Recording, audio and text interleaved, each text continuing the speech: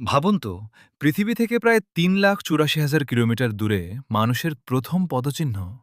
১৯৬৯ সালের ১৬ জুলাই নাসার Apollo ১১ mission শক্তিশালী স্যাটার্ন ৫ রকেটে করে যুক্তরাষ্ট্রের ফ্লোরিডা থেকে যাত্রা শুরু করে।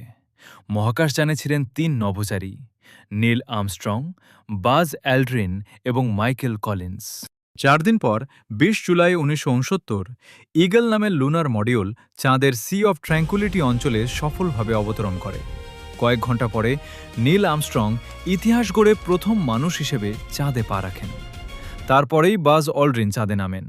এদিকে মাইকেল কলিন্স একাই কমান্ড মডিউল কলম্বিয়া নিয়ে চাঁদের কক্ষপথে প্রদক্ষিণ করছিলেন। আর্মস্ট্রং ও অল্ড্রিন চাঁদের পৃষ্ঠে প্রায় ২১ ঘন্টা ৩৬ মিনিট অবস্থান করেন।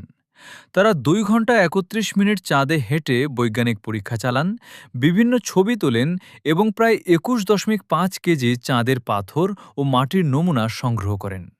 তারা সেখানে একটি মার্কিন পতাকা স্থাপন করেন এবং বৈজ্ঞানিক যন্ত্র বসিয়ে আসেন। ২৪ জুলাই ১৯৬৯ ৩ নভোচারী নিরাপদে পৃথিবীতে ফিরে আসেন।